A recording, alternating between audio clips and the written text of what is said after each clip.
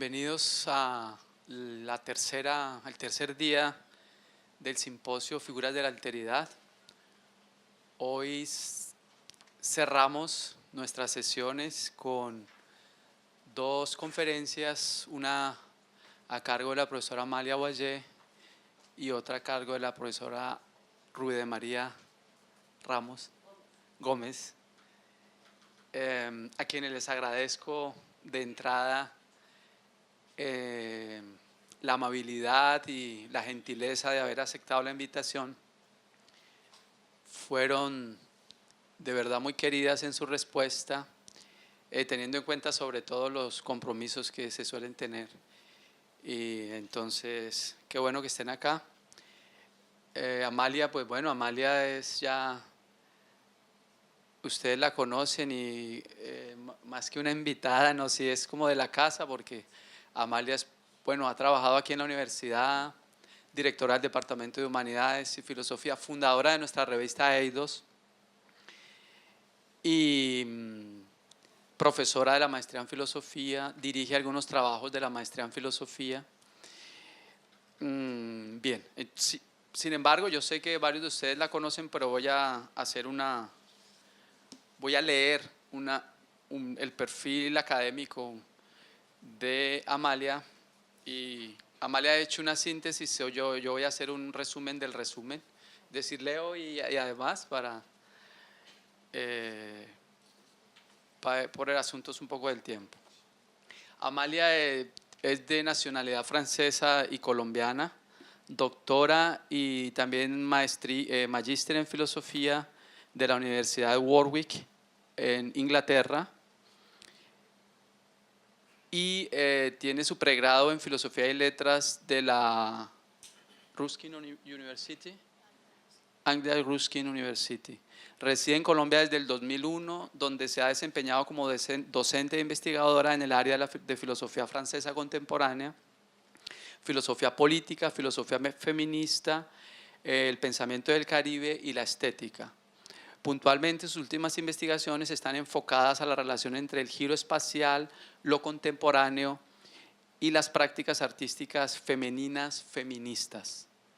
Actualmente es profesora principal de carrera en la Universidad del Rosario y coordinadora del Grupo Interinstitucional Rosario Andes Nacional de Investigación en Estética y Política. Dirigió el Núcleo de Investigación en Estética durante 5 años, 2001-2016, de la Universidad Javeriana, y es coordinadora del Grupo de Estudios en Filosofía y Teoría Feminista, la JEFTA, ¿no? Ha sido profesora invitada en la Universidad de Mainz, Alemania, y en el Colegio Internacional de Filosofía en París. También ha sido invitada a los Open Studio de la Cité des Arts en París para mostrar su trabajo experimental en performance, en filoperformancia, ¿no? Es la categoría. Es miembro de la Sociedad Colombiana de Filosofía, de la Caribbean Philosophical Association, de la Red de Biopolítica y del Research Network for Performance Philosophy. Se ha desempeñado como par evaluador del Ministerio de Cultura Nacional y del CNA, del Centro Nacional de Acreditación de Programas de Filosofía y Artes. No, pero sí quiero, ella se avergüenza, no mentira, no que se avergüence, pero quiere que yo no lea sus últimas publicaciones, pero no voy a leer unas, por ejemplo, en la revista aquí del departamento de Eidos publicó Cuerpos Imaginarios, Potencias en el 2015. En la revista Estudios Sociales, Revista de Estudios Sociales, la RES, publicó un artículo con el título Biopolítica y Filosofía Feminista del año 2012. Bueno, con la insistencia de Amalia de que no lea más, entonces no voy a leer más. Pero aquí hay como 2 páginas de publicaciones y bueno, entonces más bien entonces escuchamos este otro trabajo de Amalia. Muchísimas gracias, Leonardo, por tu invitación. Siempre es un grandísimo placer estar aquí en Barranquilla, compartir con todos ustedes y con Leonardo, que es colega, amigo. estar aquí. También aquí a mi derecha tengo a Camille Louis, que es la persona que me había invitado a Francia y de la cual ya tampoco nos separamos y ahora estamos haciendo un montón de cosas juntas, entonces ahorita me va a ayudar un poquito porque ella estamos trabajando sobre cómo hacer conferencias que no sean como con PowerPoint, que es lo que yo acostumbraba a hacer. En fin, estamos tratando de hacer muchas cosas. Bien, yo lo que traje hoy se llama Ética, Cuidado y Duelo, ese es el título, pero el subtítulo le tengo más apego. El subtítulo es Lo femenino como lazo de unión afectivo entre ser y sexo. Realmente ese es el punto como fuerte que quiero plantear y que veníamos discutiendo en el otro simposio también al cierre. Entonces, mi preocupación central esta tarde es preguntarme por el lugar que ha tenido la mujer o lo femenino como lazo de unión afectivo entre ser y sexo, en lo que se refiere a la ética, al cuidado y al duelo. Para ello me voy a remitir en un primer momento y solo de manera muy introductoria, es una provocación, es ponerlo en la mesa, pero no lo voy a poder desplegar, la discusión sobre la diferencia ontológica y sus posibles puntos de toque con la cuestión de la diferencia sexual. Esto es algo que me interesa mucho precisamente en la elaboración de una filosofía feminista. Entonces, es la discusión entonces sobre diferencia ontológica, sus posibles puntos de toque con la cuestión de la diferencia sexual o con la diferencia de género al interior de una cierta tradición de la ética contemporánea. En un segundo momento, y eso constituye como el grueso de esta intervención, me preguntaré por el lugar que ha tenido la mujer o lo femenino en la creación de escenas polémicas y escenas estéticas, siguiendo la terminología de Jacques Rancière, que las distingue, ¿verdad?, por las formas que ha tomado la entrada en escena de la mujer o de lo femenino en el corpus de la filosofía, así como en el cuerpo político propiamente. Estas escenas y estas formas vinculan, a mi parecer, no solo la política a la estética y la filosofía al arte, sino también la crítica a la clínica, el cuidado al duelo. Para este propósito me voy a remitir esencialmente a una obra de teatro que se montó aquí en Colombia, que se llama Antígonas, Tribunal de Mujeres, el que la montó Carlos Satizábal, pero me voy a referir solo para que tengamos como el referente a otras dos interpretaciones de Antígona. Entonces, primer punto, la cuestión sobre diferencia ontológica, diferencia sexual. Lo femenino ha sido identificado por siglos con el cuidado de los más frágiles y vulnerables. Esta identificación es impuesta, pero yo considero que también es escogida. Si ustedes piensan en que allá hay una tradición en la filosofía del care, entonces es una imposición, pero al mismo tiempo aparece también como una escogencia. Por ello, para la mayoría de los autores cuyo pensamiento se desarrolla sobre las bases de lo que se llama un giro ético, la pregunta por la ética aparece primero que todo asociada a lo femenino. En el caso de Levinas, lo femenino aparece como hospitalidad, más aún como posibilidad misma de apertura originaria al otro. Así, en Levinas lo femenino adquiere toda su dignidad ética, permitiéndole desneutralizar el ser sin reconducirlo a su registro óntico. Esto es crucial, o sea, ese gesto de Levinas de llamar esto lo femenino desneutraliza la categoría de ser, una desneutralización, pero no lo está remitiendo a lo óntico, ¿no? Aunque Derrida va a repetir ese mismo gesto levinasiano de desneutralizar y de feminizar la diferencia ontológica, no por ello va a dejar de problematizarlo, es decir, hacer este gesto trae problemas y quizá Derrida lo señala más de lo que Levinas lo hace. Derrida se pregunta si lo femenino, tal como lo concibe Levinas, es decir, como acogimiento de todo otro, es realmente capaz de resistir a la reducción a ese ente que sería la mujer. Es decir, es posible que no estemos remitiéndonos puramente a un ente, o sea, ¿cómo hacemos para no caer en eso? Si realmente puede lo femenino acoger en su nombre a todos los géneros. Por su parte, Lucy Irigaray, que es una de las primeras y únicas filósofas feministas en haber pensado a la vez la diferencia ontológica y la diferencia de género, va a retomar este tema. Al igual que Heidegger, Irigaray reconoce que toda diferencia se da primero que todo como y a través de un afecto. Es decir, primero que todo nos toca antes de hablar. Partiendo entonces del Tratado de las Pasiones de Descartes, Irigaray se centra en la admiración. La admiración, dice, es la pasión de la diferencia. Esa es la definición que va a dar Irigaray retomando el Tratado de las Pasiones de Descartes. La admiración es la pasión de la diferencia. De ese modo, reinterpreta la discusión heideggeriana de la relación entre el ser y los entes, la diferencia ontológica, ontico-ontológica. Según Irigaray, el ser es lo admirable de todo ente. La admiración, por lo tanto, es, dice, una tierra de paso, es un espacio de libertad y de deseo. No obstante, la admiración también es el duelo, aquí aparece el problema, la cuestión del duelo. ¿Es el duelo de qué? Es el duelo de un yo como unidad autárquica, aunque sea al mismo tiempo el acontecimiento del otro. Es una pérdida de mí mismo. Entonces yo hago el duelo de mí porque ese yo se desaparece y eso es necesario para yo poder acoger al otro. Es decir, el acontecimiento del otro implica ese duelo de mí mismo. Se trata en todo caso para Irigaray de alcanzar una aprehensión no reductora de los sexos como una manera de despejar el espacio ético de un reconocimiento de lo femenino, pues que ya sabemos que en toda posición de filósofa feminista va a haber una queja, porque no ha habido reconocimiento de la mujer o de lo femenino en la filosofía. Entonces se trata de despejar un espacio de reconocimiento de lo femenino.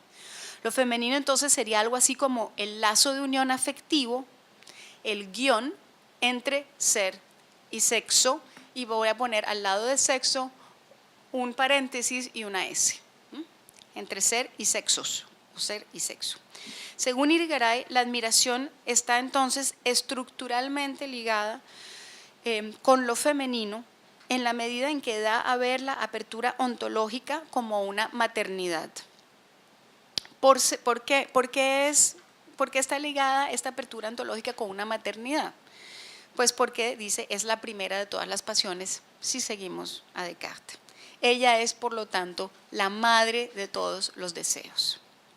Entonces, hay un nivel de metaforicidad, pero aquí ella está diciendo es algo más que metaforicidad, hay algo estructural en esta, digamos, genealogía de las pasiones. Así entonces, en la ética de la diferencia sexual de Irigaray, no se intentan determinar las partes asignadas al hombre y a la mujer en el lazo social, tampoco se va a tratar de definir lo femenino, el trabajo, la labor aquí no es una de definición, sino más bien de ver en lo femenino un espacio entre géneros. Por eso lo femenino aparece como un guión o lazo de unión afectivo. Un espacio de asombro y de sorpresa que circunscribe los géneros como lugares sin contenido, vacíos y por lo tanto inexpugnables. Para Irigaray lo femenino entonces nunca va a poder designar un género, lo femenino no designa un género. Así como también para Levinas lo femenino no designa un género, no se reduce a un ente, sino que es más bien el libre juego de géneros, su distancia, su admirable diferencia. Esta expresión me gusta, el escote de la ética. Así, ética, cuidado del otro y duelo pueden ser concebidos en términos positivos. Pero, pregunto yo, ¿qué hay del papel que le ha sido asignado históricamente a la mujer con respecto no solo al cuidado de los vivos, sino también al cuidado de los muertos? ¿Por qué aparece como ancestral y arcaico el rol de las mujeres con respecto al duelo y a las prácticas que aseguran el paso del mundo de los vivos al mundo de los muertos? ¿Cómo pensar el reclamo de los cuerpos desaparecidos y la reivindicación del derecho a un duelo público asumido por las mujeres de las más diversas latitudes y tiempos? Las Madres de Soacha en Colombia o las Madres de Mayo en Argentina son dos ejemplos de acción colectiva femenina cercanos a nosotros en los que se pone de manifiesto la tensión existente entre ética, cuidado y duelo. La tensión irresoluta consiste en que paradójicamente aquello que produce una subjetivación política en estas mujeres es también lo que amenaza con disolver su vida. Vimos recientemente una de las Madres de Mayo, otra vez encarcelada, pues a una edad avanzada, aunque la vuelvan a soltar, digamos, tomar esa posición implica correr una serie de riesgos, poner su vida en riesgo. ¿Cómo no recordar entonces a Antígona en estas circunstancias, sobre todo cuando se tiene una obsesión con ese personaje como yo tengo, ¿verdad? Antígona, la heroína trágica de Sófocles y la que mayor fascinación causó a los filósofos, quien al cumplir su deber, que también era su deseo, y en esto Irigaray es muy fuerte, Irigaray es una interpretación de Antígona, es su deber, pero es su deseo, un deseo afirmativo, de enterrar a su hermano Polínices, sabiéndolo, avanza hacia su propia muerte, a sabiendas. Ciertamente Antígona es la figura trágica femenina que más ha sido sintomáticamente reanimada en la filosofía y en el teatro contemporáneo. Por ello resulta interesante reflexionar acerca de estas nuevas interpretaciones de Antígona realizadas en Colombia recientemente con el fin de intentar responder algunas interrogantes. Por ejemplo, ¿qué relación existe entre cuidado de sí y cuidado del otro? ¿Es pensable esta relación en términos de prácticas de libertad o de pulsión de muerte? ¿Qué tipo de articulación existe entre subjetivación estética y subjetivación política? Bien, la importancia para mí de mostrar entonces la ligazón entre subjetivación estética y subjetivación política. ¿Qué pasa cuando unas mujeres, como vamos a ver a continuación, mujeres entran al escenario y actúan, pero están actuando su propia vida, ¿no? ¿Qué pasa cuando esa subjetivación estética también implica una ligazón con una subjetivación política, ¿no? La importancia de mostrar esa ligazón, así como para también desplazar el aparato crítico de la analítica hacia su dimensión clínica, solo puede medirse por la capacidad que tendrían esas dos estrategias de producir nuevas escenas para el pensamiento filosófico feminista. El objetivo, pensando aquí, presuponiendo con Deleuze que todo pensamiento requiere de un teatro, hay un teatro del pensamiento. El objetivo principal de esta doble operación es el de ofrecer nuevas identificaciones posibles para que las mujeres puedan estar en la verdad de la afirmación de sus formas de vida desde la diversidad de posiciones que ellas encarnan. La necesidad de efectuar el paso que nos llevaría de la construcción de un discurso negativo centrado en la crítica de las estructuras de opresión.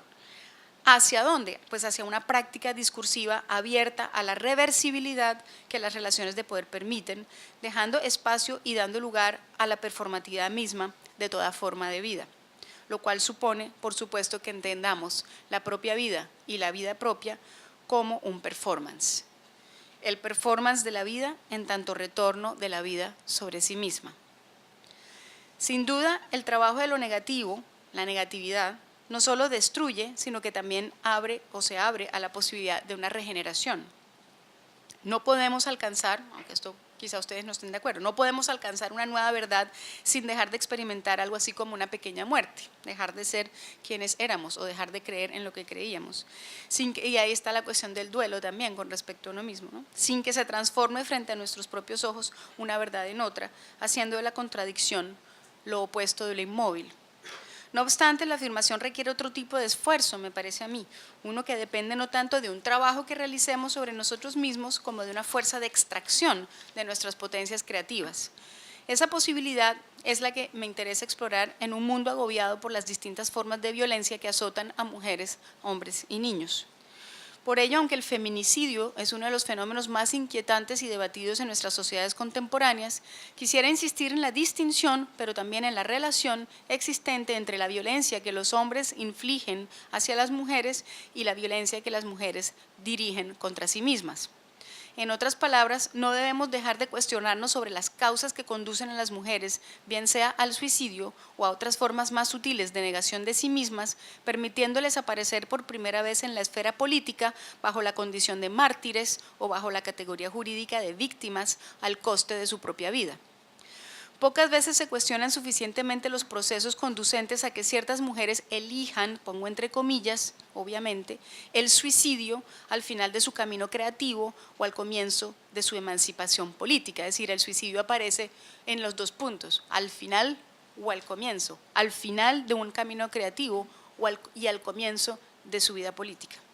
Esto explica el que muchos pensadores hayan caído en el error de ver en esta decisión, pongo otra vez decisión entre comillas, el resultado trágico del conflicto entre fuerzas creativas y destructivas, como si se tratase de un fatum, en el sentido griego. Esta visión trágica de la vida la encontramos ciertamente en la mayoría de la filosofía del siglo XIX. Después de todo, no hay que olvidar que luego de la Revolución Francesa, como acertadamente dice George Steiner, todos los sistemas filosóficos son sistemas trágicos.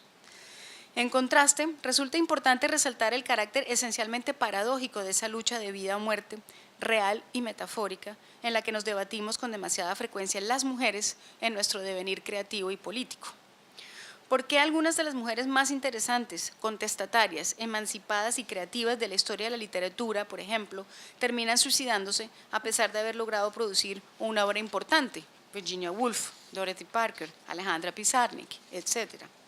¿A qué se debe el que tantas mujeres o personajes femeninos de la literatura y el teatro terminen en ese oscuro fin? ¿Pueden la tragedia o la filosofía ayudar a prevenirlo de alguna manera? Después de todo, quizá no sea una pura casualidad que desde la antigüedad algunas de las heroínas más fascinantes y atractivas sean mujeres cuyo destino fatal termine en la muerte.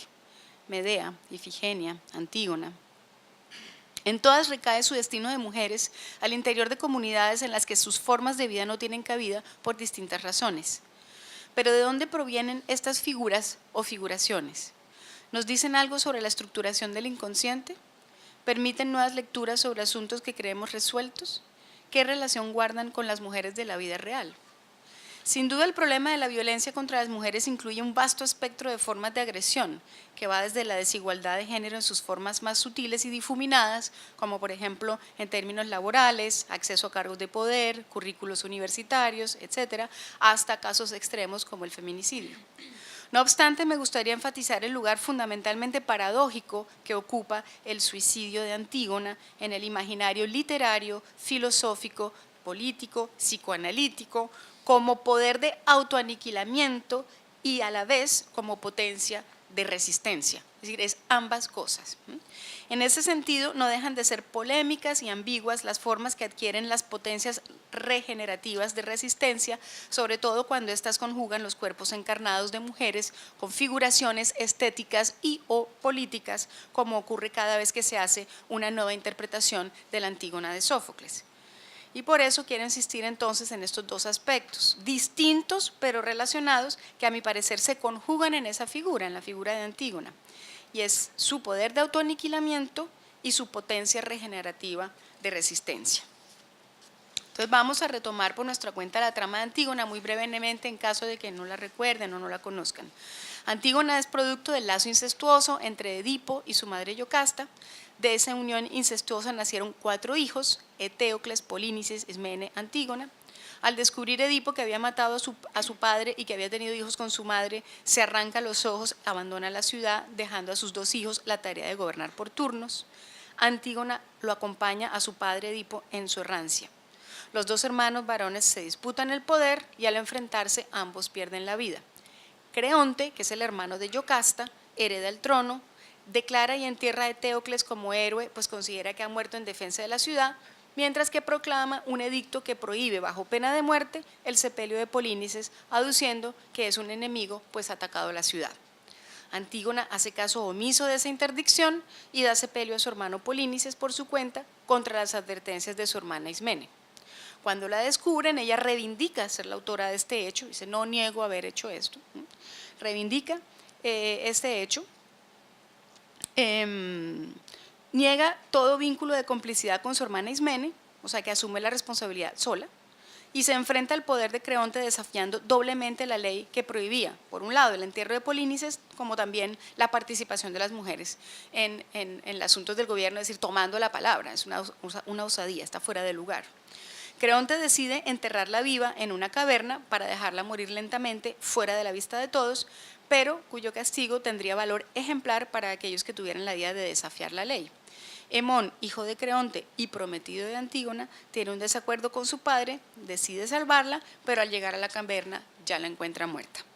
Antígona no se deja morir lentamente de hambre como había previsto Creonte, sino que se ha suicidado quitándose la vida con sus propias manos.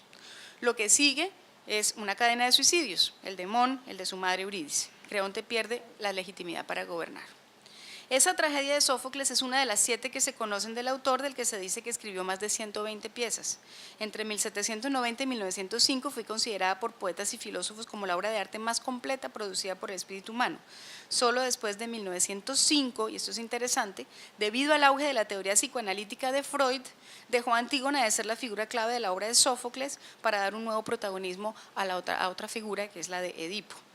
No obstante, son incontables las interpretaciones que se han hecho de esa tragedia durante el siglo XX y lo que va del XXI. Podemos recordar las versiones de Brecht y Anouilh y más recientemente la de Ivo van Hove, ya no de las mejores, pero digamos famosas. En Colombia también se han hecho varias interpretaciones recientemente, en los últimos 3 años, de las cuales quiero destacar, aquí yo menciono 2, pero digo, hay 3. Esta que se llama Yo soy Antígona, que es dirigida por Joana Bahamón y Victoria Hernández. Muy lejos de aquí. Hace muchos años. Volumen. Yo soy Antígona, porque la guerra ha acabado con 7 de mis hermanos, ha acabado con toda mi familia. Voy a solo dejar las imágenes porque si no, no alcanza el tiempo. Yo soy Antígona, entonces, es una obra de esta fundación que se llama Teatro Interno, que es el teatro que se hace con las presas, con personas que están en la cárcel. En este caso, es interpretada por 14 reclusas del Buen Pastor para denunciar los abusos cometidos en la cárcel. Hay otra pieza que… Esa otra pieza se llama Antígona, genealogía de un sacrificio, pues puesta en escena por Nubes Sandoval y Bernardo Rey, y es actuada o interpretada por una sola actriz. La pieza está basada en un texto de la filósofa María Zambrano que se llama La tumba de Antígona. Entonces ya es otro trabajo, no es directamente trabajando sobre la obra de Sófocles, sino sobre la interpretación que hace la filósofa de la obra de Sófocles. Y lo que se trata ahí es de como ver cómo la tumba se transforma en un espacio metafórico del exilio. Esa obra me parece particularmente interesante, su trabajo estético, y sobre eso quizá podemos discutir, porque voy a hacer me voy a detener solamente en la tercera, que es la siguiente, ¿okay? que se llama Antígona, Tribunal de Mujeres, que es dirigida por Carlos Atizábal, ganó el premio de beca de creación, arte y memoria del Ministerio de Cultura de 2013, en el que parte de las mujeres que suben al escenario no son actrices profesionales, sino que son las madres de jóvenes ejecutados extrajudicialmente, el colectivo de las madres de Soacha. Lo que hoy se denomina en Colombia como el problema de los falsos positivos, ya todos lo conocen, pues es el caso de jóvenes que fueron engañados con promesas laborales, embarcados, disfrazados de guerrilleros y reubicados en otras zonas, pero que luego fueron zonas de combate y que fueron falsamente declarados por los militares como dados de baja en combate. Esto en el marco de una política de guerra y de promoción militar. Estas mujeres, las madres de Soacha, presentan en el escenario objetos personales de sus hijos, como camisas, fotos o juguetes de cuando eran niños, cantan las canciones preferidas de sus hijos o canciones que ellas mismas les han compuesto. Se trata ya no de una representación teatral en un sentido clásico o convencional, sino del performance de la vida misma de estas mujeres que se despliega en el escenario, siendo el producto final obra, testimonio y archivo a la vez. Aquí no solo asistimos al juego de unas actrices, sino que estamos expuestos al testimonio de unas, pongo entre comillas, víctimas o mártires que reclaman los cuerpos de sus hijos para que puedan ser enterrados y llorados públicamente. Estas mujeres luchan por recuperar la dignidad de la vida de sus hijos, restableciendo la verdad sobre sus vidas y sus muertes, vidas que merecen ser lloradas, al decir de Butler, y muertes que deben ser denunciadas para que los crímenes no queden en la impunidad y se haga justicia. En otras palabras, para que el duelo de estas mujeres sea reconocido públicamente, se hace necesario controvertir y denunciar el terror de Estado con sus procedimientos macabros a través de gestos que, por una parte, subvierten el orden estatal establecido y las empoderan políticamente, pero, por otra parte, deja sus vidas precarias aún más expuestas y fragilizadas. Se señalan, ahí se puede ir a hacer la lista fácilmente. En la obra de Atizábal se nos exige que dejemos de lado la cómoda y distante posición de público, de espectador, para que nos convirtamos en juez y parte de las atrocidades perpetradas por el Estado colombiano a gran escala, ya que hay cuestión de escala aquí y el archivo se va abriendo. al crimen atroz de los falsos positivos se suman recuentos de muchas otras víctimas en Colombia, más de 5.000 relacionados, entre otros, con el genocidio de los miembros de la Unión Patriótica. La escenografía utiliza motivos de la arquitectura griega antigua, pero también utiliza material de archivo para la instalación audiovisual. Este archivo de la violencia en Colombia sirve como multiplicador de evidencias. Hay un trabajo de edición en ese archivo también, en esa escenografía. Ese archivo, a través de ese recurso, la obra se orienta hacia fines políticos muy concretos. La denuncia de una cierta política de Estado, política de terror, asociada e identificada a algunas figuras de la vida política del país.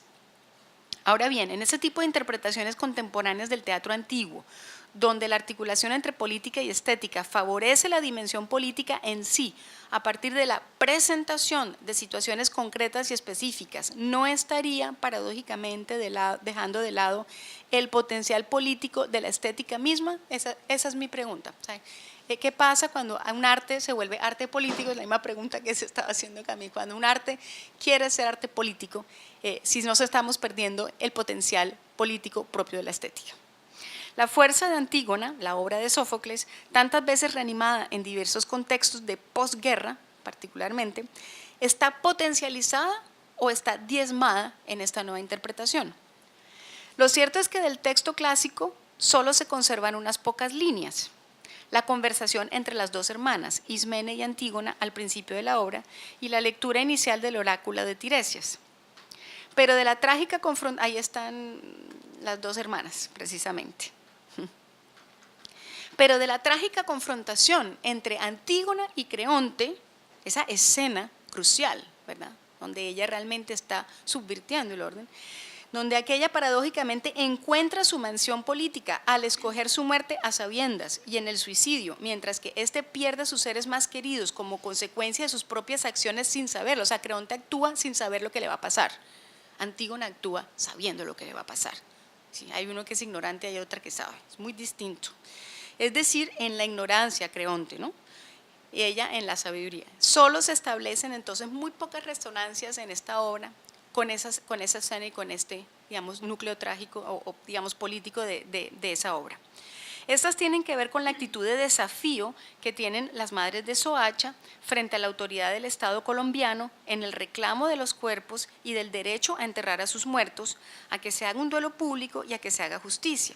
No obstante, de la famosa Oda al hombre que canta el coro, en el que se muestra la condición paradójica del ser humano como la criatura más asombrosa. La palabra asombrosa digamos, ¿cuál es la palabra en griego que se utiliza en el texto inicial? Ha habido mucha discusión de cómo se traduce al alemán, entonces hay distintas traducciones. Es inquietante, es asombroso, es espantoso, es fascinante, es decir, ¿qué es?, ¿no? El hombre como criatura más asombrosa de todas, por ser al mismo tiempo el peor enemigo de sí mismo. Se omite el fondo paradójico que Sófocles logra revelar. Pero entonces, pregunto, ¿es Sófocles el único en ser perfecto? Retomando las palabras de Friedrich Schlegel. ¿Se olvida o ignora que Hölderlin, Heidegger o Brecht, por citar algunos de los autores más interesantes que se ocuparon de traducir, reflexionar o montar esta obra, se dedicaron cada uno a su manera a esclarecer el sentido profundo de esa oda? Por otra parte, Brecht en 1948, Yourcenar en 1967 y autores más recientes como Butler 2010, Freddy Rockham 2014 han coincidido en señalar la pertinencia de esta obra para comprender las realidades complejas que dejan tras de sí las guerras, el reparto de los muertos, aquellos que valen por héroes y los que solo cuentan pero como enemigos, la problemática e injusta diferencia que se hace entre las vidas que cuentan y las que no cuentan dentro de una misma nación. Lo que encontramos entonces en Antígona, Tribunal de Mujeres de Satizábal, es una realidad impactante por la crudeza de su autenticidad que conmueve nuestros más profundos sentimientos de compasión, solidaridad, rabia, pero que vehicula una imagen maniquea de la realidad colombiana en la que el arte, a pesar de sus buenas intenciones y vocación social, renueva con una cierta tradición política donde se le explica al público lo que debe pensar y en la que se movilizan peligrosamente, a mi modo de ver, los afectos tanto de los espectadores como de los participantes, es decir, las mismas madres de Soacha que están ahí en escena y que se someten a un trabajo técnico de de cómo trabajar en un escenario. De manera que aun cuando resulta imposible no reconocer en esa forma de articular teatro, archivo y testimonio la capacidad de producir subjetivaciones a la vez estéticas y políticas, se tienden a colapsar esos dos modos de subjetivación en un solo y mismo modo. Si bien se debe reconocer que el colectivo de Madres de Soacha, a través de acciones concretas, ha obtenido visibilidad política y que a través de las prácticas artísticas del teatro y de la danza ha logrado hacer un trabajo de duelo indispensable para cada una de las mujeres que lo integran, aun siendo este el caso, me parece que pasan por alto elementos esenciales presentes en la obra de Sófocles, elementos que permitirían elaboraciones, me parece a mí, críticas y clínicas por parte de las personas involucradas en esa producción, que es el Laboratorio Tramaluna Teatro y el colectivo Madres de Soacha. Más sutiles, pero también más complejas, unas en las que los intercambios e interacciones no terminaran colapsando estética y política en el reino indiferenciado de la ética reinante, donde las dos caras de la moneda, representados por el discurso estatal y el de la oposición, tienden a conjugarse para reforzar el mismo marco de guerra que define lo que puede ser visto, enunciado y pensado. Bajo esa dinámica subsiste la amenaza de que las tendencias radicales de resistencia y experimentación sean canalizadas nuevamente, produciendo como efecto la desactivación de su verdadero potencial emancipatorio. Ante ese panorama, resulta inquietante recordar las críticas y denuncias dirigidas por Platón contra el teatro, quien para bien y para mal lo consideraba como el ejercicio de un poder peligroso sobre los ciudadanos basado en la manipulación de sus afectos y conducente al desconocimiento. En contra de Platón, podemos afirmar que en una época en la que precisamente la función del teatro era crear escenarios alternativos para pensar los problemas de naturaleza política que no podían ser abordados en otros espacios del poder público oficial, ahora hablando de Grecia, problemas como por ejemplo el lugar de la mujer en la sociedad griega, el teatro aparece como un espacio privilegiado de experimentación estética en el que estas paradojas pueden tomar voz y cuerpo hasta cierto punto. Esto solo era posible hasta cierto punto, pues es necesario recordar que las mujeres no tenían derecho a aparecer sobre la escena ni a participar. Bueno, hay debate aquí, si eran o no eran espectadoras en el teatro. Hay un punto que no ha sido aclarado. Hay gente que considera que sí podían las mujeres asistir al teatro y otros que dicen que no podían asistir. Entonces es debatible. Este problema, el del lugar político de la mujer y el de la inequidad impuesta por el dispositivo de la diferencia sexual, está presente en varias de las tragedias griegas más conocidas. Ya he mencionado Medea, Ifigenia, Antígona. Judith Butler ha señalado acertadamente en su libro El grito de Antígona que una de las preocupaciones centrales en la obra de Sófocles está relacionada con la inestabilidad de las relaciones de género, mostrar eso, frente a un poder que se expone y parece cavilar permanentemente entre la fuerza masculina representada por Creonte y la fuerza femenina representada por Antígona. En suma, considero que la obra Antígona, Tribunal de Mujeres, pasa por alto aspectos cruciales de la obra original de Sófocles que aún son de relevancia en términos de las diversas problematizaciones que plantea y de las experimentaciones a las que ha dado y podría seguir dando lugar. Pregunto, ¿qué hay de los equívocos que se producen si ignoramos que Antígona no es una madre, sino una hermana? En el momento más desgarrador y quizá más significativo de la obra, a mi parecer, Antígona se lamenta de ser enterrada viva en la caverna, de morir virgen sin ser desposada ni haber tenido hijos. De hecho, Antígona significa antigeneración. ¿Qué significa morir antes de vivir una vida plenamente? Es decir, tan joven. Antígona probablemente tenía 14, 15 años, era una chica. ¿Qué significa darse muerte porque el amor y la pena que sentimos no es viable o no puede ser expresada públicamente? ¿Se trata del mismo amor, el de una madre que ha engendrado y el de una hermana virgen que no ha dado a luz? ¿Qué diferencias subsisten entre el suicidio como acto político emancipatorio y la visibilización de una lucha política en vida, no a partir de la muerte, sino en vida? ¿Son estas diferencias significativas o inesenciales? ¿Existe alguna conexión más profunda entre la lucha política de las Madres de Soacha y la figura de Antígona? ¿Resulta significativo reflexionar acerca del carácter femenino de esas luchas? Concluyo. Considero que por compleja y dura que sea la realidad colombiana, y qué realidad no lo ha sido, es necesario insistir en el significado que todavía hoy puede tener para nosotros el legado de la tragedia griega. Esto es el aspecto paradójico, ambiguo y polémico de la condición humana. El milagro griego, y lo pongo entre comillas, consiste en poder mostrarnos la oposición existente entre dos concepciones de justicia, entre dos visiones del mundo, entre dos formas de vida irreconciliables.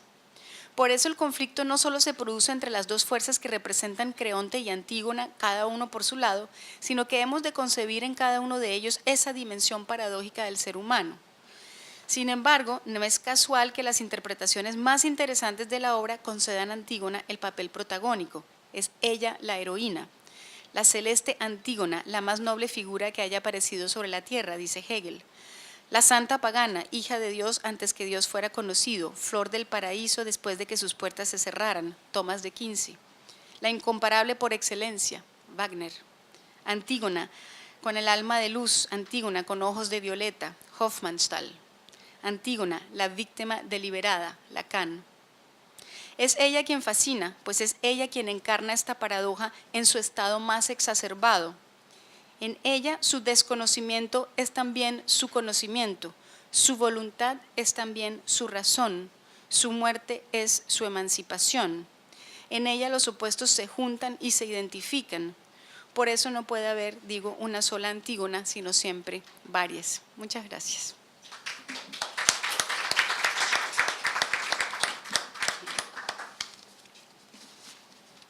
Muchas gracias por tu texto, por la presentación de tu trabajo.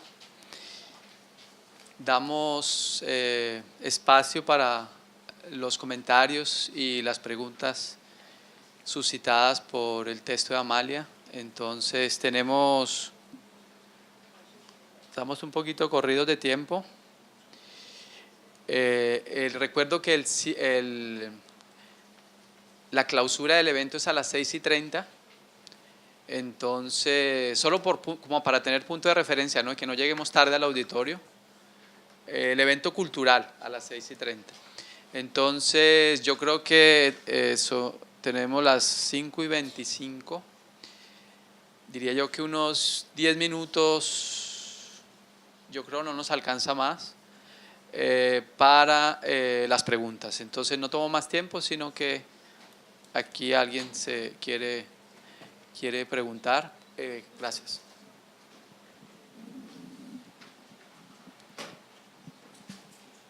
Bueno, muchas gracias por la exposición, me pareció muy interesante. Quería preguntar, usted hablaba de el suicidio como el final de un camino creativo, así como ese fatum, pues puede ser también visto en el arte, pero quería saber por qué estaría asociado, o sea, no por qué, sino que estaría asociado a lo femenino o a la mujer como tal, o es un rasgo general tanto para las mujeres como para los hombres, sobre todo en creativos, por ejemplo, como en la poesía, en la escritura, por ejemplo, tenemos muchos casos, así como Yukio Mishima o Hemingway o Mayakovsky, Yesenin, ¿sí? Entonces, pues quería saber si es un rasgo característico de las mujeres y por qué, o es algo más general. No, obviamente que cuando nos vamos a la vida de artistas, escritores, etcétera, vamos a encontrar definitivamente mucho suicidio, no solo del lado de las mujeres, sino también del lado de los hombres. No sé, también pienso en Rothko, o sea, en la pintura, ahí vemos dramáticamente cómo a pesar de que se logra de manera exitosa expresar mucho del malestar o tratar de trabajarlo a través del arte y se logra hacer una obra fantástica, pues eso no es suficiente, igual la línea de fuga llega al grado cero y se muere. Esto no es como privilegio de las mujeres. Lo que me parece aquí curioso es cómo esto puede luego trasladarse en el terreno de cuando uno lo hace, digamos, por otra persona, es decir, no como para desembocar después de un proceso, digamos, que no logra desembocar sino en la muerte, en un proceso muy individual, sino cuando esa muerte o esa fragilización, esa precarización pasa por realmente defender la vida del otro de esta manera, ¿no? Entonces en la Antígona lo que vemos es eso, o sea, o lo que vemos en las Madres de Soacha, es un momento en el que entro en una subjetivación política, es decir, por el otro, por asegurar el paso de la vida del mundo de los vivos al mundo de los muertos. Pero entonces sí creo que hay que hacer muchas diferencias entre unas formas de violencia dirigidas contra otra persona o dirigida contra uno mismo, dirigida, digamos, cuando esa violencia de uno mismo va, digamos, por un cierre que no se logra dar de otra forma, a pesar de una evolución creativa, y otra donde, digamos, es la expresión estética misma, o sea, porque no hay una obra antes de eso. Entonces, no habría un monopolio, digamos, de las mujeres. Tenemos muchos ejemplos, pero en mi caso me interesa problematizarlo desde lo que sería, digamos, en el imaginario de la literatura, de la filosofía. ¿Por qué se le concede ese rol a la mujer? De que el cuidado del otro pase por la exposición de su vida de esa forma.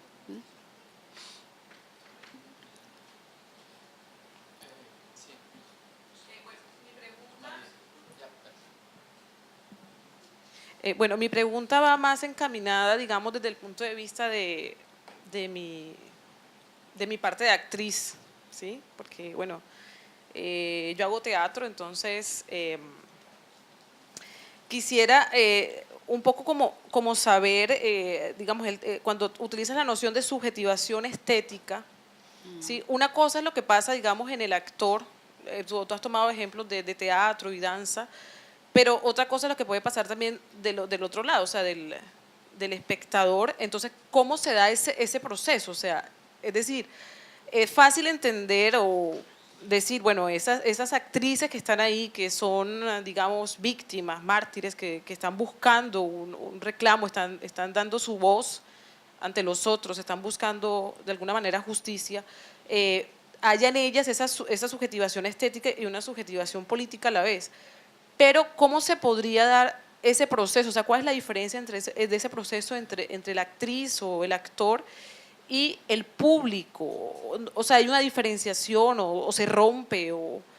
¿Sí? O sea, ¿cómo podría ser ese proceso ahí? Sí, yo creo por lo menos el duelo o la pérdida del yo, que yo creo que es lo que estás como tratando como de mostrar, o sea, ese duelo como pérdida de yo que puede haber en esa actriz que a la vez es… ha estado, o sea, no es un actor que interpreta Antígona simplemente sin que nada hubiera pasado, sino que vivió de alguna manera una situación que la obra le lleva a entrar en el campo político también. Sí, creo que hay una tendencia, digamos, de pronto de pensar que hay una manera en que se hacía teatro donde se representaban situaciones y entonces se hacía con un actor, y que ahora en lo contemporáneo, en el teatro contemporáneo, digamos, salimos de la representación y lo que hacemos es presentar, y una manera de ir reventando esa barrera que separaba de un lado la representación y otro la vida y el actor y el público, pues es poner sobre escena personas que están presentando de hecho su vida y están contando su historia, ¿no? Y entonces una manera como de romper y pasar a otro tipo de teatro.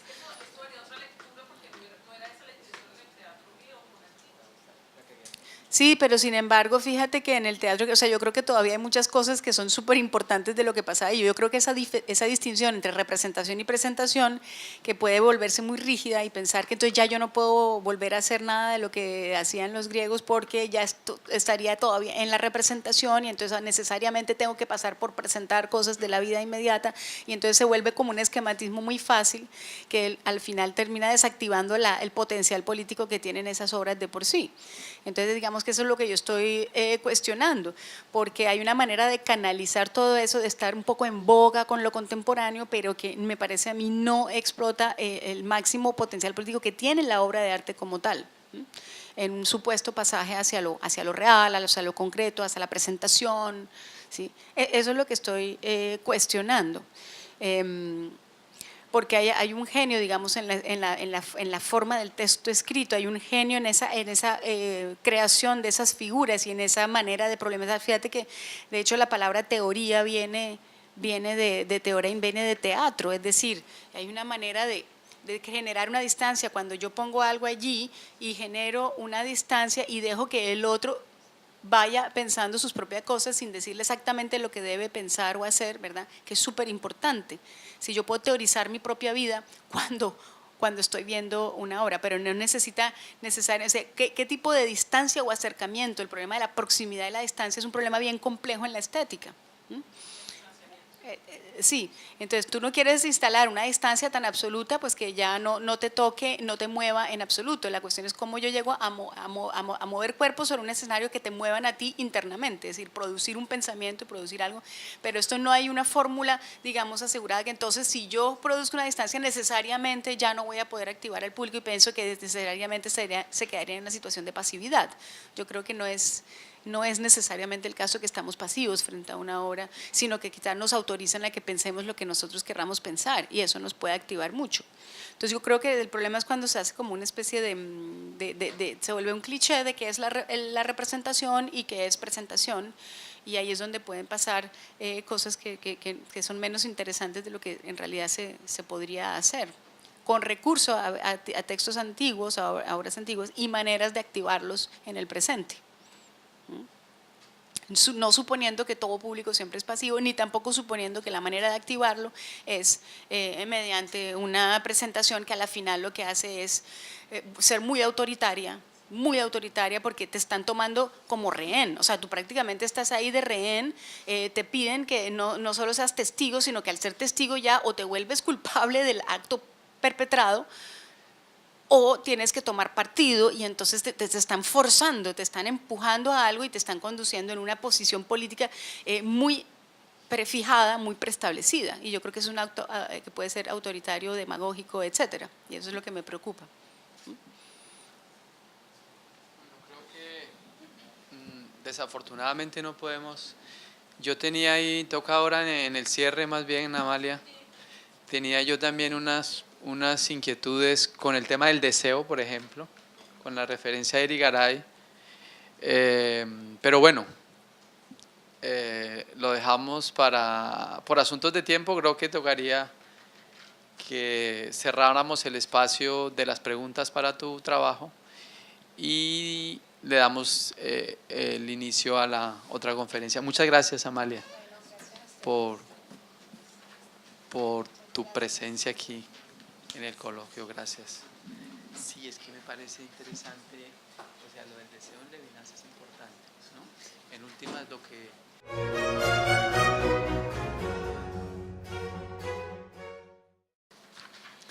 Entonces, continuamos con la segunda exponencia a cargo de Ruby.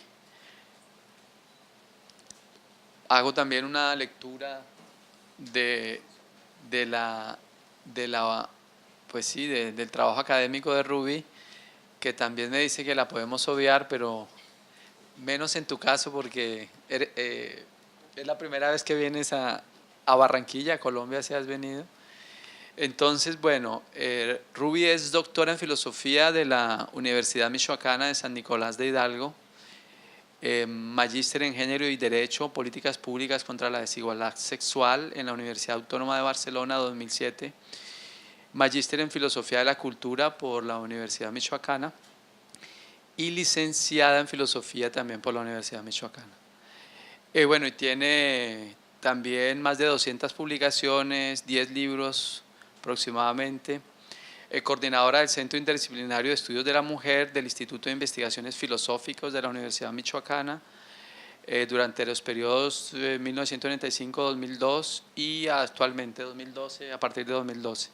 Coordinadora de la Maestría en Filosofía de la Cultura de la Universidad Michoacana, directora del Centro de Investigaciones y Desarrollo del Estado de Michoacán, directora general del Instituto Michoacano de la Mujer, Gobierno de Estado de Michoacán, profesora investigadora de la Facultad de Filosofía Samuel Ramos, columnista de periódicos estatales e internacionales, productora y colaboradora de programas de radio desde 1982.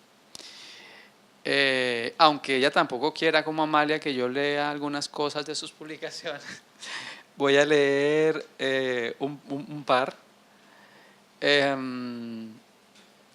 Su texto, El feminismo es un humanismo, en editorial Antropos, 2013. Otro texto, El sentido de sí, un ensayo sobre el feminismo y la filosofía de la cultura en México, siglo XXI-2004, Filosofía, Cultura y Diferencia Sexual, en Plaza y Valdés, 2001. Bueno, leo un par de distinciones. Premio Hermilia Galindo, Premio Nacional, por su trayectoria en la lucha en favor de los derechos humanos, otorgado por la Comisión de Derechos Humanos del Distrito Federal. Es un trabajo sobre los derechos de las mujeres, ¿no? Esa distinción. También un Premio Internacional de Ensayo en el 10º Certamen Latinoamericano de Ensayo Político por el artículo Reflexiones en torno al ser y el hacer de la mujer. Y bueno, y otras distinciones. Entonces te doy la palabra, Rubí. Y nuevamente gracias por estar aquí con nosotros. Gracias a ti.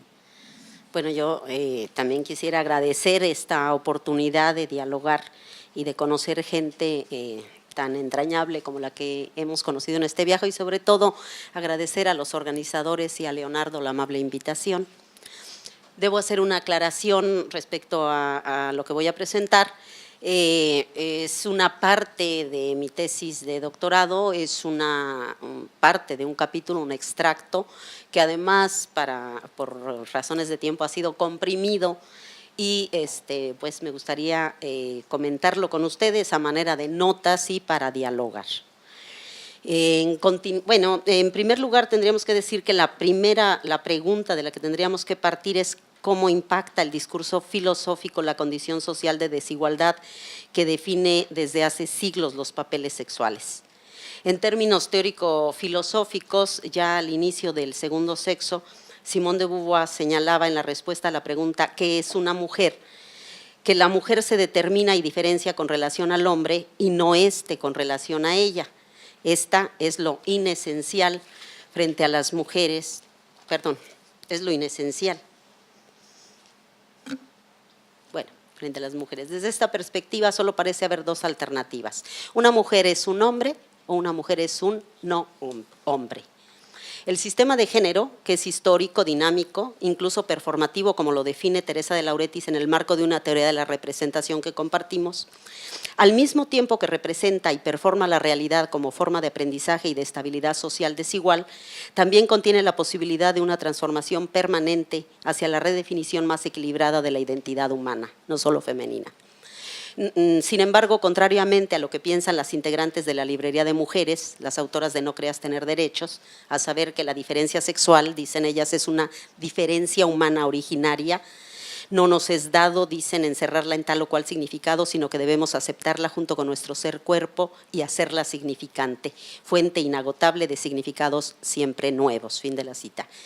Decía entonces que el desarrollo de la cultura parece orientarse más bien hacia la posibilidad de una transformación material de la realidad al pretender la transfiguración de la condición humana en el nivel de su relación con la naturaleza por medio de la reproducción artificial que hacia la tarea propiamente humana de una redefinición de su significado en términos de la relación entre el cuerpo y el alma para alcanzar un encuentro, entendimiento o la mejor forma de relaciones humanas entre hombres y mujeres. La ciencia y el desarrollo tecnológico permiten hoy desde cambios de sexo, bebés de probeta, hasta la posibilidad de redefinir la identidad corporal y subjetiva de los seres humanos y finalmente el concepto y el proyecto de toda la humanidad sobre la línea de estas determinaciones científicas. Nosotras consideramos útil, atendiendo al nivel espiritual de la cultura, acercarnos al pensamiento de la diferencia que plantea una redefinición de lo humano y con ello del rumbo de su despliegue a partir de pensar el significado simbólico de la diferencia. El proceso de formación espiritual es un camino constructivo cuya fuente y destino es el amor.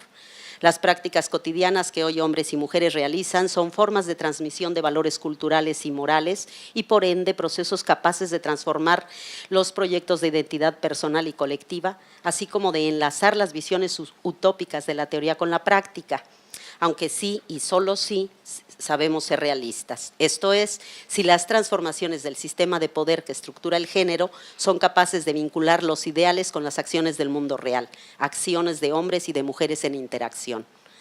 Si es verdad que la mujer como el varón son un proyecto, como sostiene Simone de Beauvoir, la mujer no nace, deviene o se construye a sí misma, y añadimos que el género es mera representación, como asegura de Lauretis, la humanidad toda está incluida en la segunda parte de su idea como algo que deviene permanentemente a través de las prácticas políticas y sociales que constituyen sus procesos de subjetivación.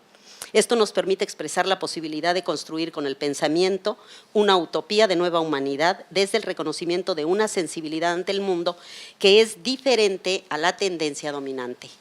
Tal forma de sensibilidad ya existe, aunque en los márgenes de la historicidad. Tomando como base esta idea, podríamos descubrir el camino que nos revele, como dicen las teóricas de la estética feminista, no solo aquello de lo cual queremos liberarnos, sino aquello hacia lo cual ambos, todas y todos, queremos liberarnos. La autodefinición de los contenidos de la identidad de hombres y de mujeres que posibilita la conciencia posmoderna, al compartir la idea del género como representación, debe ampliar los contenidos de la condición humana hacia la posibilidad de reconocimiento de todos los seres humanos y con ello abrir la puerta de un verdadero encuentro entre los sexos que signifique una suerte de renacimiento pleno para la humanidad. En contra, sigue la alternativa de seguir avanzando hacia la radicalización de un individualismo extremo y desdibujante, capaz de diseñar formas de vida inéditas, pero en aislamiento. La pregunta de la que debemos arrancar es cómo es que los criterios de legitimidad filosófica determinan límites al pensamiento producido por mujeres. Aparentemente las formas masculinas de la política y de la teoría no son solo distintas de la experiencia femenina, sino hostiles a ella, en tanto pretenden la universalidad y por ello son contrarias a la significación de la diferencia de los sexos. En general, a pesar de los avances registrados en el reconocimiento de la humanidad de las mujeres, en el ámbito teórico de la filosofía seguimos llegando tarde al festín del saber, como afirma Eugenio Trías respecto de los excluidos sociales definidos como locos, a quienes se refuerza su exclusión por medio de su imposibilidad de discurso. La cultura occidental identifica a las mujeres con el loco, ya no tanto en cuanto excluido social, sino en referencia a todo lo que es marginado del discurso filosófico. Las mujeres, dice Celia Amorós, alcanzamos la subjetividad justo cuando se había terminado la filosofía del sujeto y ahora que comenzamos a consolidar para nosotras mismas una identidad desde la cual vivir, actuar, pensar y dialogar, resulta que para ciertas corrientes posmodernas la identidad es solo una ficción. Por otra parte, todavía la crítica literaria y sobre todo la filosófica coloca a las pensadoras esencialistamente del lado de las mujeres, eliminando así la posibilidad de un reconocimiento general, humano, de su pensamiento, que significativamente ya había sido colocado en oposición a lo humano, o bien hace abstracción de la condición de género y por ende de la desigualdad existente, asimilándola a un espacio discursivo que niega o desconoce la experiencia de su diferencia sexual. La diferencia representa introducir en el campo filosófico un rasgo que puede afectar el rumbo, el contenido, la especificidad y con ello el valor y hasta el significado del pensamiento, según ha sido definido a lo largo de la historia por los varones. De modo que en la filosofía escrita por mujeres, como para las escritoras, el problema remite no a la práctica y ni siquiera a las definiciones establecidas del arte y la filosofía, sino sobre todo a la interpretación actual y futura de las obras, es decir, otra vez al tema de la representación. En este caso, ubicada en el plano estético y conceptual, esto es la representación particularmente situada. En el contexto de una oposición imperceptible, aunque firmemente establecida entre lo humano y la condición de las mujeres, a pesar de los avances jurídicos de igualdad, por más esfuerzos que una mujer haga por desplegar sus dotes personales en el ámbito público, sea este laboral, empresarial, escolar, social, comunitario, académico o institucional, acostumbra a juzgársele por su supuesta emotividad, su aspecto o su conducta personal. Lo estamos viendo con las deportistas en este momento, ¿no? Y no por el impacto práctico objetivo hacia el colectivo que generan sus acciones. Como cuando, por ejemplo, a Simone Weil, que es el motivo de la tesis de la investigación en general que yo hice, a ella se le tacha de irracional. En este sentido, afirma Geneviève Fraisse, ni la tradición filosófica ni los contemporáneos tienen una representación abierta del campo filosófico. Las ideas están incluidas en repertorios. Fin de la cita. De ahí que las ideas de las mujeres muchas veces pasen por ser heterogéneas o heterodoxas hasta la extravagancia de la irracionalidad, la orientación mística, la desviación literaria o simplemente la asistematicidad. o cualquier otra que termine por excluirlas o reducirlas a lo incomprensible e infrateórico. Lo anterior implica que la filosofía producida por mujeres debe adscribirse a los viejos y muchas veces insuficientes conceptos que conforman los sistemas filosóficos, bajo el riesgo de que los criterios pretendidamente universales y neutrales de la crítica literaria y de la descripción filosófica terminen por rebajar el valor de la literatura y la filosofía producida por mujeres al imponerles esquemas esencialistas acerca de lo que es una mujer, o bien mediante la indiferencia ante el carácter sexuado, específicamente femenino, de su expresión. Esto es, ante la conciencia política de una diferencia que se traduce socialmente en desigualdad, como si humano y femenino fueran excluyentes. Ello se debe a que la interpretación tanto filosófica como literaria, igual que la práctica filosófica y literaria, se hace desde un contexto particular de socialización jerárquica y desigualmente definida. Tal impronta se revelará en la valoración y en el consecuente nivel de integración del pensamiento de la obra, en el corpus filosófico que con ese mismo gesto se relegitima. ¿Esto significa que sostenemos la existencia de una diferencia irreductible y absoluta en el discurso y en el pensamiento de los hombres y en el de las mujeres? No. La búsqueda de universalidad que caracteriza el discurso filosófico queda garantizada cuando comprendemos con precisión el tema de la sexuación del pensamiento, como lo expresa Fina Virules, a saber, cito, que el hecho de sostener lo sexuado del pensamiento no supone en absoluto negar su posible universalidad, puesto que la universalidad del pensar no tiene que ver con su neutralidad, sino en todo caso con su capacidad de producir sentido. Fin de la cita. Sin embargo, la experiencia humana deriva en formas diversas de significación del mundo como experiencias vividas que quedan atrapadas al interior de la textura de los diferentes discursos, porque como afirma Peter Winch desde una visión profundamente fenomenológica, mi masculinidad no es una experiencia del mundo, sino mi manera de experienciar el mundo. Así, en el horizonte de una distinción formulada para todos los tiempos, que hace a los hombres y a las mujeres sujetos correferenciales, aunque el contenido de su diferencia sea prácticamente imposible de definir, precisamente por su grado de variancia, y establecida, aunque por su misma naturaleza sea variable, establecida en la historia, es innegable la vinculación estrecha que las y los autores mantienen con su medio. Parafraseando a François Héritier Auger, Geneviève Fraisse apunta que, cito, la diferencia de los sexos es la primera de las diferencias, aquella a partir de la cual se fabrican y se expresan todas las demás, y que al ser la primera diferencia la que condiciona la expresión de las demás, es lo que el cuerpo humano tiene de más irreductible. De ahí proviene la necesidad de recuperar o reapropiarse las mujeres de su propio cuerpo.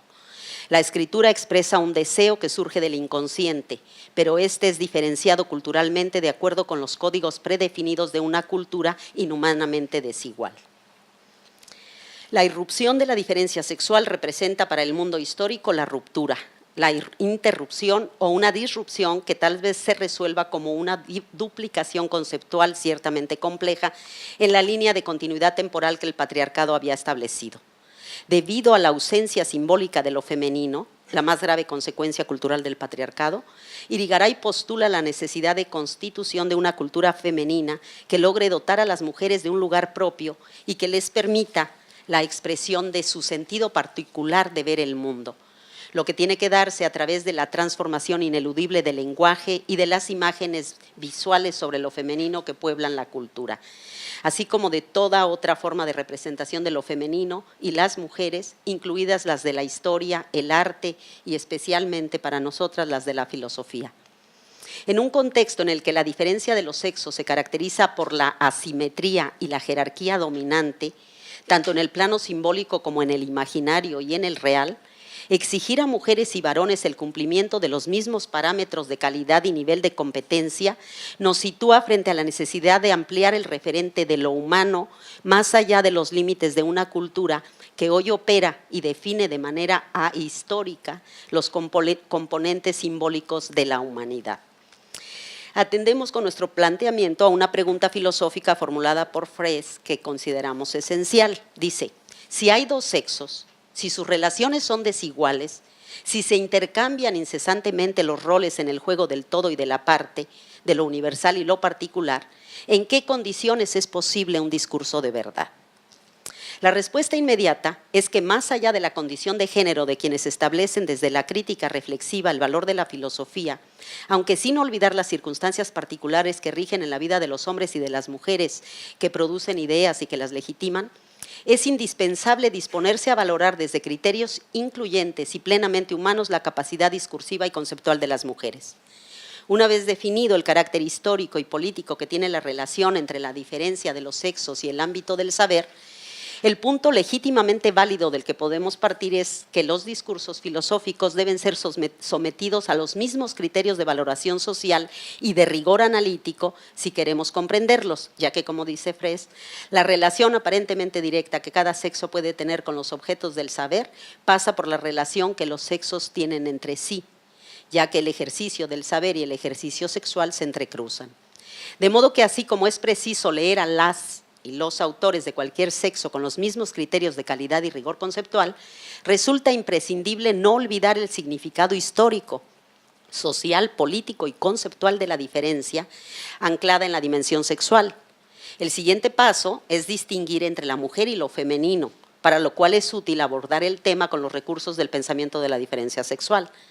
La complejidad intrínseca del tema, el hecho de que, como asegura Fraisse, el sujeto de conocimiento puede abstraerse de su sexo o, por el contrario, dejarlo flotar, incluso exhibirlo, tanto en el caso de los hombres como en el de las mujeres, obliga a formular preguntas como la que ella hace acerca de qué es la diferencia de los sexos y cómo aprender el saber en su ejercicio.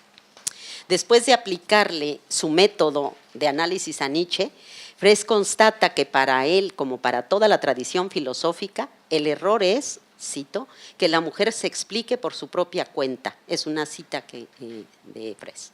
Lo que expresa el nivel de dificultad de nuestro propio trabajo. Nuestro enfoque de análisis del pensamiento de Simone Weil se coloca frente al hecho de su condición sexuada y asume la pertinencia de la pregunta que Fraisse hace a la filosofía. ¿Es posible pensar el cuerpo sin su sexo, sin la sexuación? Simone Weil se encuentra precisamente en esta situación. La pregunta nos introduce en el tema de la diferencia de los sexos y nos plantea una dificultad adicional, en tanto, como señala Fraisse, la diferencia de los sexos no es un filosofema. Ningún objeto filosófico da fe de su presencia con pleno derecho en los textos de los filósofos. Lo que no significa, sin embargo, que la diferencia de los sexos no aparezca recurrentemente a lo largo de la historia de la filosofía para ilustrar un tema metafísico que, según el filósofo, a pesar de usarla como ejemplo, no tiene nada que ver con su filosofía. O sí, según sea el caso, que se elija en el desorden discursivo y conceptual en el que la diferencia de los sexos es usada como lugar de intercambio, como dice Geneviève Fraisse, lugar de intercambio simbólico, político, y el signo discursivo usado de forma más arbitraria en la historia de la filosofía. Desde una perspectiva filosófica tal falta de estatuto, de legitimidad, contribuye a una representación simbólica confusa, dice Fraisse, en tanto esta tendencia a considerar el análisis de la diferencia de los sexos como una extravagancia la coloca fuera del campo conceptual y bajo los fuegos de la representación imaginaria. El desnudamiento de la filosofía, es una paráfrasis de el título de un libro de Geneviève Fraisse.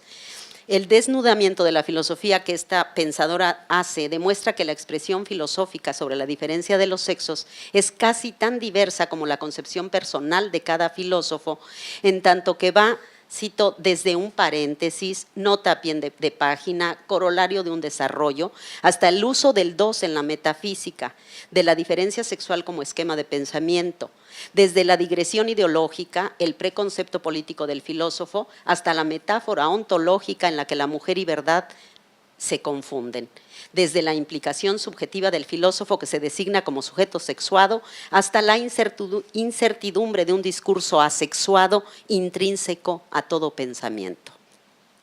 Ante este panorama tan complejo, Fraisse ofrece una propuesta tan urgente como necesaria: construir el filosofema. Cito, organizar el desorden mediante la clasificación en diversas categorías de los modos de aparecer de las diferencias. Fin de la cita. En el recorrido por la historia de la filosofía que realiza en su libro La diferencia de los sexos, afirma que después de Hegel se radicaliza el desorden cuando se imbrica el registro social y político con el metafísico. A partir de entonces, aunque sin estatuto de objeto filosófico, la diferencia sexual ha tenido un lugar casi permanente en la escena filosófica y son muchos, dice, los cito, lugares del pensamiento en donde aparece y desaparece, ocurrencias textuales donde se la puede leer, descifrar su funcionamiento. Fin de la cita. Fraisse propone enfrentar el desorden constatable a lo largo de la historia de la filosofía, interrogándose no tanto sobre el por qué, sino abordando primero el cómo de dicha situación. Así comienza por establecer algunos puntos desde los cuales es posible partir. En primer lugar, considera la diferencia de los sexos en referencia a la historia y recomienda tener presente que en el ámbito del pensamiento filosófico, la diferencia de los sexos es una cuestión que solo se agrega a la filosofía, que ésta se encuentra en los márgenes, aparte, de sobra. Todas las diferencias en la manera de incluir o no el tema se sostienen en la inexistencia del filosofema y por ende son ciegas a la diversidad. Por ello, en referencia a la pretendida neutralidad del discurso filosófico asexuado, asegura que el intento de establecer como base discursiva un pensamiento no sexuado es solo una elección teórica, epistemológica, entre otras más. En este momento en el que el siglo XXI comienza a permitir el diálogo filosófico entre mujeres, habremos de convenir simplemente en algo básico, que los seres humanos de género femenino son tan humanos como los de género masculino. Y esto significa tan heroicos como monstruosos, tan portentosos como defectuosos en cualquier ámbito social, incluido el espacio del pensamiento. Demos por sentado, por un principio de sensatez extrafilosófica que se apoya en el principio universal de los derechos humanos, el acuerdo de que, como afirma Fraisse, cito, la mujer posee un alma y solo las épocas de barbarie podían suponer que esa pregunta fuera pertinente. Fin de la cita. No obstante, el problema sigue siendo difícil si consideramos las posibles respuestas a las preguntas formuladas, porque como Fraisse misma destaca, cito, la cuestión del estatuto ontológico, la del alma, conduce a la de los atributos del ser. La facultad de la razón lleva a su vez a la del uso, el ejercicio de esta facultad. Problemas del derecho a saber y del contenido de ese saber. Fin de la cita. Esto profundiza la complejidad del presente enfoque dirigido a comprender la filosofía beliana desde la conciencia del dato de la sexuación y se complica todavía más debido al desorden filosófico que ha revelado el interés por la aparición de la diferencia de los sexos en el pensamiento. Durante el siglo XX, en cuya primera mitad Simone Weil desarrolla su pensamiento, las mujeres alcanzaron niveles de integración social inéditos respecto a siglos anteriores, pero con ello se produjo una suerte de conciencia política de la diferencia que en el campo literario se expresó en un énfasis por temas domésticos. Además del contexto de limitación social que apresa en mayor o menor grado la escritura literaria y filosófica de las mujeres, que incluye variables como la condición de clase y la época, a través de dichos textos se puede constatar cómo los casos de pensamiento filosófico y de literatura de mujeres siguen entrampados en los límites patriarcales de definición estética y filosófica que produce la crítica masculina ante los temas, métodos y otros criterios secretamente considerados propios de mujeres o de hombres que se aplican aludiendo expresamente a criterios de calidad estética y consistencia filosófica y muchas veces derivan en una marcada devaluación de los textos producidos por mujeres, como es el caso de Hannah Arendt, considerada como asistemática, como es el caso de Simone Weil, considerada como una mística, como es el caso de escritoras como Rosario Castellanos, de la cual otros escritores se expresaban de ella de manera muy grosera, diciendo que se ocupaba de puros temas irrelevantes como sangre, flujos y lágrimas, ¿no? Podríamos decir que desde el propio contexto de Simone Weil fue difícil que ella pudiera ser consciente de todo esto. Sin embargo, no podemos omitir que durante su época de estudiante coincidió con Simone de Beauvoir, lo que significa que sí podía hacerlo. Sin embargo, en general no debemos caer en la tentación de justificar las posturas de los filósofos ni de las filósofas frente a la diferencia de los sexos bajo la idea de que el contexto pueda justificar toda ceguera. Para escapar del riesgo de caer en lo que desde esta perspectiva se cuestiona, es necesario refutar las justificaciones de este tipo. En este sentido, la riqueza del pensamiento de Simone Weil podrá recuperarse cabalmente cuando podamos comprenderla en tanto que mujer y al mismo tiempo con los parámetros de la igualdad política que desde el siglo XVIII la civilización tiene asumidos. Quisiera explicar, yo lo tengo acá como a manera de conclusión, pero tal vez sea más bien un antecedente que explica el contexto en el que surgen estas reflexiones.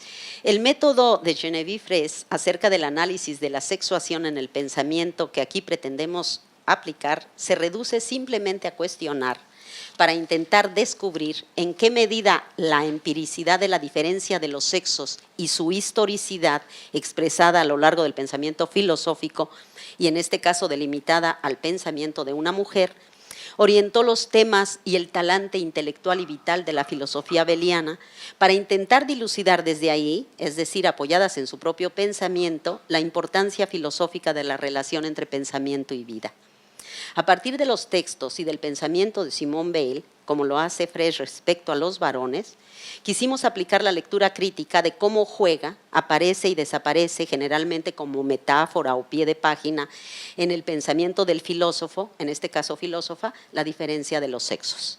Sobre todo considerando que nuestra pensadora es una mujer que no se concibe a sí misma más que como ser humano, sin atención al hecho de su posición en el mundo en tanto ser sexuado y por ende cualificado cultural y socialmente en función de su cuerpo más que de su mente. La razón de mi interés en este tema derivó del hecho de que probablemente de aquí deriva la incomprensión de su pensamiento. Reduciendo a veces doy un ejemplo de cómo se da esto, reduciendo a veces la interpretación de su doctrina filosófica a su mero aspecto personal, su propio maestro Alain la designaba como la marciana, debido a lo estrambótico de su aspecto y lo original de su pensamiento. Y Bataille, a quien conoció cercana al círculo comunista democrático al que perteneció el escritor y con quien mantuvo una polémica en torno al concepto de revolución, la caracterizó en una de sus novelas, El azul del cielo, de la siguiente manera. Termino con esta cita. Era una chica de 25 años, fea y visiblemente sucia. Las mujeres con las que solía salir antes eran, por el contrario, elegantes y bellas. Su apellido, Lázaro, respondía mejor que su nombre a su aspecto macabro. Era extraña, bastante ridícula incluso. Resultaba difícil explicar, dice Bataille, el interés que yo sentía por ella.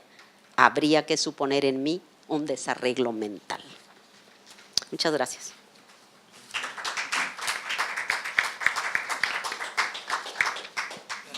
Gracias, Rubí, por tu ponencia, por tu trabajo.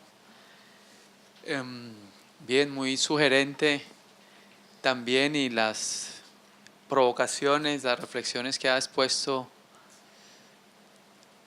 Amalia, y también a propósito de lo femenino. Bien, y podemos seguir también un poco el diálogo con Amalia, por supuesto. Se trata de eso, también a partir de tu conferencia. Bien, entonces abrimos la sesión de preguntas. Sí, claro, sí, Amalia. Sí, tenemos unos 10 minutos para que podamos hacer un receso antes de irnos. 10, 15 minutos de diálogo. Igual ya estamos muy cansados a estas alturas, pero podemos, por supuesto, dialogar un rato. Atrás, una pregunta.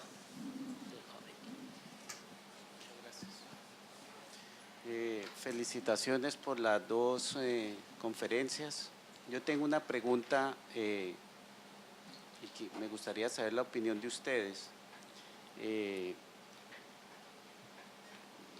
Resulta difícil, sí, que la mujer que cada mes tiene una situación muchas veces muy dolorosa, sí, luego 9 meses para poder concebir muchas veces un hombre, ese hombre crece y resulta después siendo agresor o negando el valor que tiene una mujer, ¿cierto? ¿Ustedes qué piensan que la explicación ante esa actitud y aptitud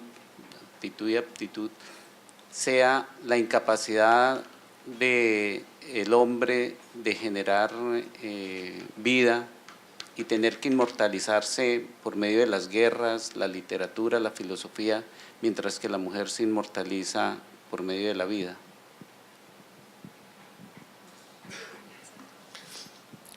Bueno, yo creo que esta adscripción de lo femenino a la inmanencia y de lo masculino a la trascendencia es lo que ha puesto esta visión y estas prácticas que comentas, ¿no? Hay una asociación inmediata de la mujer con la contigüidad de la vida por su facultad reproductiva. Y según Genevieve Fraisse, es precisamente la filosofía, ella es muy radical en su crítica a la filosofía y en su análisis de la sexuación del pensamiento, y ella sostiene que de algún modo, también lo hace Luisa Muraro, en general varias de las pensadoras de la diferencia sexual, sostienen que la filosofía es una especie de suplantación del poder femenino, es una manera, dice Luisa Muraro, de representarse a sí mismos a través de las facultades y de las potencias generadoras de vida en términos empíricos que las mujeres tienen, y por supuesto el ejemplo bueno, Genevieve Fraisse analiza toda la historia de la filosofía, desde Sócrates, ¿no?, que era hijo de una comadrona, y después la visión platónica, cómo la referencia a la generación y a la creatividad se lleva al plano de lo ideal, al plano del concepto, y dice Luisa Muraro, y después nos lo presentan como si la reproducción humana y la facultad de dar vida fuera una mera copia, ¿no? Y no el original del cual surge todo el modelo de la civilización. Yo creo que este es el asunto, tendríamos que revisar y reanalizar, como dicen otras feministas como Ellen Fisher, redefinirlo todo, ¿no?, hasta el concepto de amor, y por supuesto revisar todos nuestros conceptos, porque esta asociación histórica es muy dominante, es muy determinante. Pero yo creo que también la política feminista la refuerza, ¿no? Si no vemos que a la base de la diferencia sexual está la condición humana a la que pertenecemos todos, creo que seguiremos adscribiendo a las mujeres a la inmanencia y al hombre a la trascendencia, y ni siquiera reflexionaremos acerca del contenido, del significado de esta relación con la vida que representa la inmanencia, ¿no? Sin vida no hay trascendencia, y esto habría que replantearlo, creo.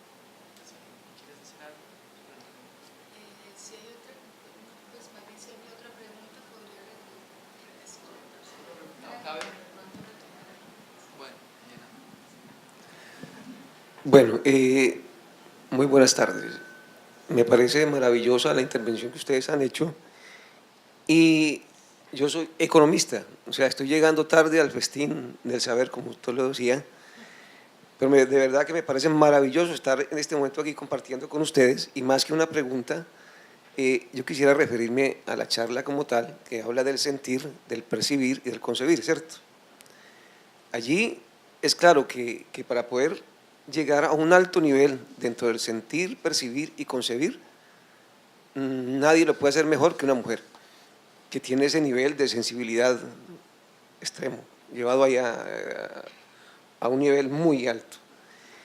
Dentro de la parte del feminismo, lo que tiene que ver con el saber, usted la dividía la parte del feminismo entre el saber y la sexualidad, ¿cierto? Yo quisiera preguntarte ¿qué influencia puede tener eso dentro del sentir, percibir y concebir? No más. Muchas gracias. Bueno, yo voy a tratar de ser breve. Realmente el título de sentir, percibir, concebir tiene que ver más que con la, digamos, perspectiva teórica feminista que yo sostengo, tiene que ver con el análisis que Simone Weil hace de la realidad, ¿no? Ella poniendo en cuestión la distinción entre mente y cuerpo que surge de la filosofía cartesiana. Ella recupera en un replanteamiento del cogito cartesiano, ella se replantea la necesidad de una unidad entre la percepción y el pensamiento, ¿no? La sensibilidad y el pensamiento. Dice, sí, ciertamente, y bueno, de hecho lo retoma con las propias palabras de Descartes, ¿no? Ese dualismo en un primer momento tiene que distinguirse, pero para poder volver a concebirlo en su unidad esencial. Y entonces por eso me preguntaba yo esto, porque ella, este es su planteamiento, ¿no? Sin embargo, ella es una filósofa que no considera no es relevante para ella misma su condición de género. Y entonces me parecía muy interesante pensar, sobre todo porque las feministas italianas se inspiran en ella. Entonces me parecía que tenía que haber alguna relación y por eso es que me lo pregunté y traté de responder a esta inquietud de si la condición femenina está más cerca de esta unidad esencial entre pensar y sentir, y pues yo creo que sí, pero lo cierto es que creo que en lo que yo expuse ahorita no quedó suficientemente claro. Pero yo coincido, ¿no?, en que sí, efectivamente, la condición humana en su diversidad ha permitido que las mujeres sufran injusticias muy graves, pero hay un privilegio, y es el privilegio de tener una relación más directa con la tierra, con la materia, con el cuerpo. Y creo que esto no excluye a los varones si logran de entender esta relación con la vida, si sabemos precisamente llevar esto a un plano, al plano de la condición humana, ¿no? No creo que sea excluyente de las mujeres, pero sí creo que la propia experiencia histórica nos ha permitido este privilegio.